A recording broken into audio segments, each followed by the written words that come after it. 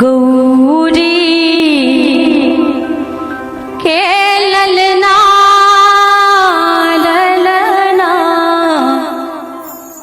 गौरी के ललना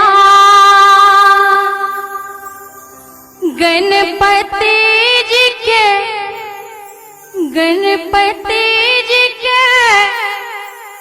बिनती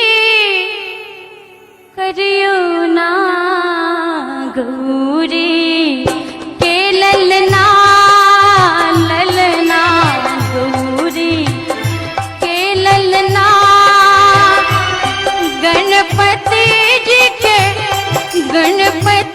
जी के आरती उतारू ना गौरी के ललना ललना गौरी के ललना।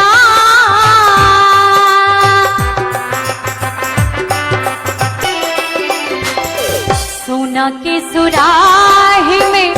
गंगा जल आनो